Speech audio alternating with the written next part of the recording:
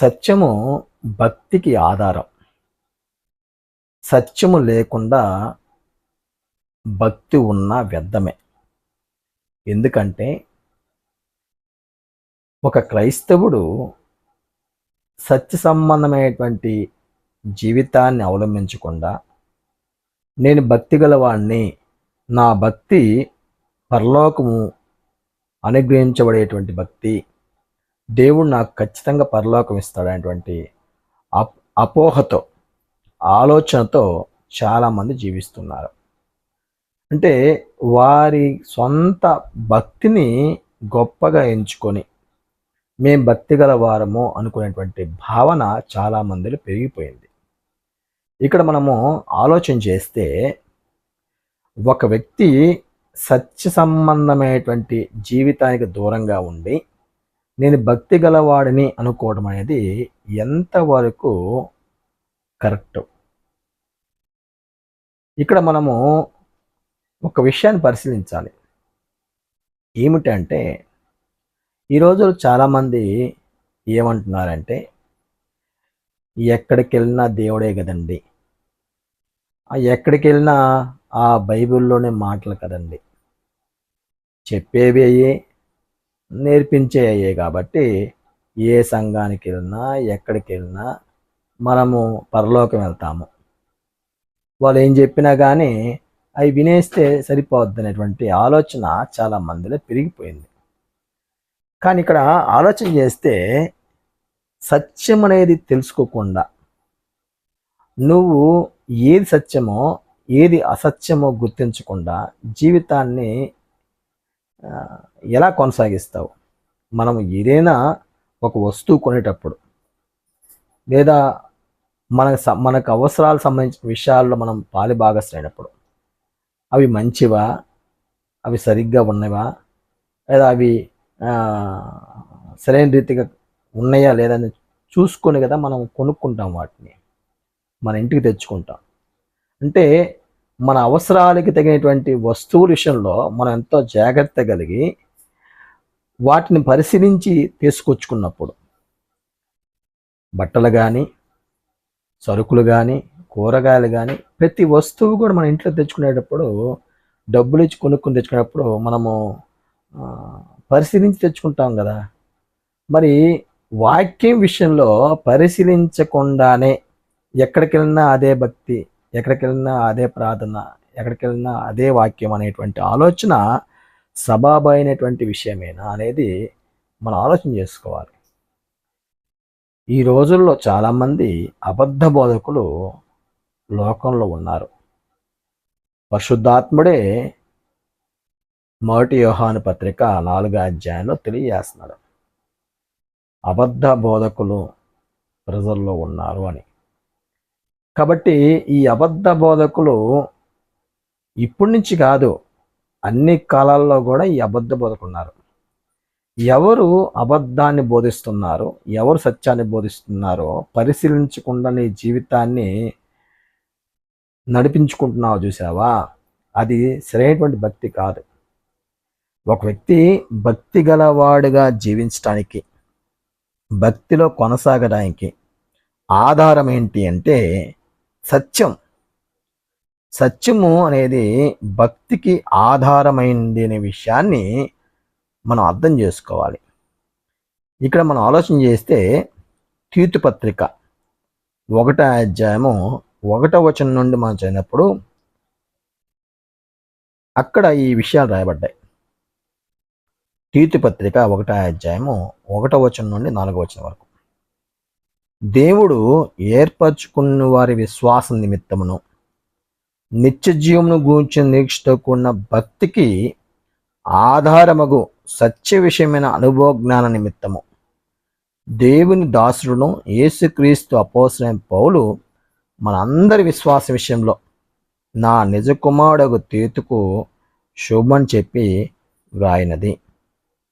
ఇక్కడ మనము ఆలోచన చేస్తే, దేవుడు ఏర్పరచుకున్న వారి విశ్వాస నిమిత్తము నిత్య జీవం గూర్చిన నిరీక్షణతో కూడిన భక్తికి ఆధారమగు సత్య విషయమైన అనుభవ జ్ఞానము. సత్య విషయమైనటువంటి అనుభవ జ్ఞానం అనేది భక్తికి ఆధారంగా నిలుస్తుంది. ఎప్పుడైతే అలాంటి సత్య విషయమైన భక్తి ఒక వ్యక్తి కలిగి ఉంటాడో ఆ వ్యక్తి నిత్య జీవం గురించి నిరీక్షణతో బ్రతుకుతాడు. నిత్య జీవం గురించిన నిరీక్షణకు ఆధారము సత్య విషయమైనటువంటి భక్తి. అలాంటి భక్తిని మనిషి కలిగి ఉన్నప్పుడు, విశ్వాసంతో జీవితాన్ని కొనసాగించినప్పుడు అతను నిత్య జీవానికి వారసుడుగా అయ్యేటువంటి అవకాశం ఉంటుంది. కానీ ఇక్కడ ఏం జరుగుతుంది? సత్యాన్ని పక్కన పెడుతున్నారు. సత్యం గురించి ఆలోచన చేసేటువంటి పరిస్థితి చాలా మందిలో లేదు. ఏంటి సత్యం? సత్యం అంటే ఏంటి? వాక్యమే సత్యము. దేవుని వాక్యము ఏం బోధిస్తుందో అలాంటి బోధను అనుసరించి బ్రతకటమే సత్యం. ఆనాడు యేసుప్రభు వారు బోధించిన విషయాలు కానీ, యేసుప్రభు శిష్యులుగా ఉన్నటువంటి అపోస్తలు బోధించిన విషయాలు కానీ, ఆదిమ సంఘము వారు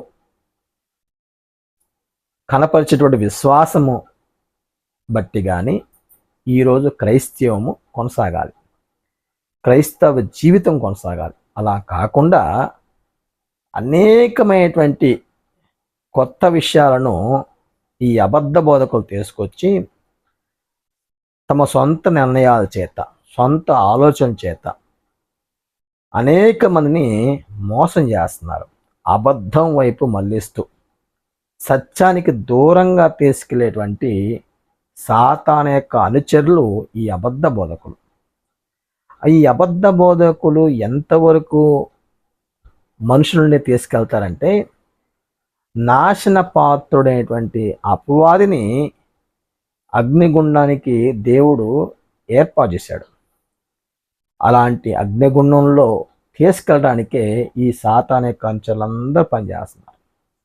ఈరోజు ఈ అబద్ధ బోధకులు ఎంత మోసం చేస్తున్నారంటే, అద్భుతాలు అంటారు, సూచిక్రియలు అంటారు, కచ్చీపులు అమ్ముతున్నారు, లేదా కొబ్బరి నూనె తీసుకొని యేసు రక్తం అంటారు, కొబ్బరి నూనెతో స్వస్థలు వస్తాయి అంటారు. ఈ విధంగా అనేకమైనటువంటి పండగలు దేవుని వాక్యంలో లేనటువంటివి, దేవుడు చెప్పనటువంటివి. ఆ రోజు ఏం జరిగింది? అపోస్తలు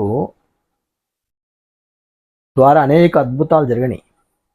అపోస్తలు బతికుండగానే దేవుడి వాక్యం స్థిరపరచబడిన తర్వాత ఆ అద్భుతాల యొక్క శక్తి వారి నుండి విడిచి వెళ్ళింది. పరిశుద్ధాత్ముడు అద్భుతాలు వారి ద్వారా చేయించలే కొంతకాలం. కారణం ఏంటి అంటే వాక్యం స్థిరపరచబడింది. వాక్యం స్థిరపరచకపండు దేవుడు పరిశుద్ధాత్మ ద్వారా అనేక అద్భుతాలు అపోస్తలుల ద్వారా జరిగించాడు. వాక్యం స్థిరపరచబడిన తర్వాత అద్భుతాలతో పని లేదు. ఇంకా ఈరోజు మనుషులు ఇంకా అద్భుతాల మీద మనుషుల్ని రాబట్టుకోవడానికి, లేదా నానా విధమైనటువంటి మాటలు చెప్పి, పండగలని, ఇంకో విధమైనటువంటి స్వస్థతలని, కోటాలని పెట్టి మనుషుల్ని లాక్కొని మాయమాటల చేత అబద్ధ బోధన బోధిస్తూ మనుషుల్ని దేవుడికి దూరం చేస్తున్నారు. ఇక్కడ ఏం జరుగుతుంది? మేము భక్తి గల వారమే అని చెప్పుకుంటారు వాళ్ళు. అనేక మంది భక్తులు నడిపిస్తున్నామని చెబుతారు, కానీ సత్యం నుండి దూరం చేస్తున్న విషయాన్ని వారు గ్రహించటం లేదు. అవతల వారు గ్రహించకుండా వారిని నడిపిస్తున్నారు. ఎంత మోసపూరితమైనటువంటి పనో చూడండి. అందువల్ల దేవుని వాక్యంలో ఏది ఉందో ఆ వాక్యాన్ని బట్టి ఆనాడు అపోస్తలు ఎలాంటి సిద్ధాంతపరమైన విషయాలు కలిగి ఉన్నారో, ఎలాంటి సిద్ధాంతపరమైన విషయాలు జరిగించారో సంఘాల్లో, అవే మనము ఈరోజు ఈ కాలంలో జరిగించాలి. ప్రత్యేకంగా కొత్తవి తెచ్చుకొని కొత్త నిర్ణయాలతో, కొత్త ఆలోచనలతో మనుషులను రాబట్టుకోవడానికి, మనుషులను మెప్పించడానికి ఏది చేయకూడదు. ఏదేం చేస్తే అది శాపం అనేది మనం అర్థం చేసుకోవాలి. దేవుని వాక్యానికి కలపటం కానీ, దేవుని వాక్యం నుండి తీసివేయటం కానీ చేసిన యెడల జరిగేటువంటి పరిణామాలు చాలా ఎక్కువగా ఉంటాయి. అందువల్ల దేవుని వాక్యానికి ఏది కలపకూడదు, ఏది తీసేయకూడదు. అలా దేవుని వాక్యాన్ని అనుసరించి బ్రతకడమే సత్యం. ఆనాడు అపోస్తలులు సంఘాల్లో ఎలాంటి నియమాలు పెట్టారు, ఎలాంటి సిద్ధాంతపరమైనటువంటి విషయాల్లో సంఘం నడిపించబడింది, వారి ఆత్మీయ జీవితం నడిపించబడింది, వారి క్రమశిక్షణ ఎలా ఉంది, వారి యొక్క జీవిత విధానం అంతా కూడా ఎలా కొనసాగించారో దాని మీదే మన జీవితాలు కట్టబడాలే కానీ కొత్త విషయాలను ఆధారం చేసుకొని మనుషులు మెప్పించడానికో లేదా లోకాన్ని మెప్పించడానికో సమాజాన్ని మెప్పించడానికో మనం ఏదీ చేయకూడదు. అలాంటి పనులు చేయటం వల్ల దేవునికి మహిమ తీసుకురావాల్సిన మనమే అవమానం తీసుకొస్తున్నాం. దేవుడు మనకు శత్రువు అవుతాడు, మన శాపగ్రస్తులు అవుతాం, మన సాతాను యొక్క అనుచరులం అవుతాం. ఈరోజు చాలామంది అబద్ధ బోధకులు చేస్తున్నటువంటి పని, అబద్ధాన్ని సత్యమని చెప్పి మనుషులను హృదయాల్లో తీసుకెళ్తున్నారు. అనేక మంది వారి మాటలు నమ్మి, వారి యొక్క ఆలోచనలు నమ్మి, వారి యొక్క ప్రవర్తన నమ్మి మోసపోతున్నారు. ప్రియమైనటువంటి సహోదరుడా, సహోదరి, ఈ పాఠం వింటున్నటువంటి మీ అందరికీ నేను తెలియజేసేటువంటి వాస్తవమైన సంగతి ఏంటంటే, సత్యము అంటే దేవుని యొక్క వాక్యమే. నీ వాక్యమే సత్యము. సత్యము అనేటువంటి ఆ వాక్యమునికి వేరుగా మనం ఏమీ చేయకూడదు. యేసు ప్రభువు కానీ అపోస్తలులు కానీ ఏదైతే సంఘ సిద్ధాంతాన్ని అవలంబించారో, ఎలా క్రీస్తు యొక్క సంఘాన్ని నిర్మాణం చేయబడిందో అలాంటి సంఘమే క్రీస్తుకు మహిమకరమైంది. అలాంటి సంఘమే క్రీస్తును మెప్పించగలిగేది. కాబట్టి సంఘములో జరిగేటువంటి కార్యక్రమాలు క్రీస్తును దేవుణ్ణి మెప్పించే విధంగా ఉండాలి కానీ మనుషులు మెప్పించడానికో, మనుషుల్ని రాబట్టుకోవడానికో, మనుషుల దగ్గర నుంచి డబ్బులు వసూలు చేసుకోవడానికో, సుఖభోగాలు అందించడానికో కాదు క్రైస్తవం అనేది. క్రైస్తవం అనేది ఆత్మ సంబంధమైనటువంటి రక్షణ. ఆ రక్షణను ఒక వ్యక్తి పొందుకునేట్లుగా సువార్తికుడు ఆ వ్యక్తికి సహాయం చేయటం. ఎప్పుడైతే సువార్తికుడు సత్యాన్ని ప్రజలకు బోధిస్తాడో, సత్య సంబంధ విషయాల చేత ప్రజల్ని వాళ్ళ హృదయాలను దేవుని వైపు తిప్పేట్లుగా చేయగలుగుతాడు, అది దేవుని కార్యం, అది దేవుని యొక్క పని.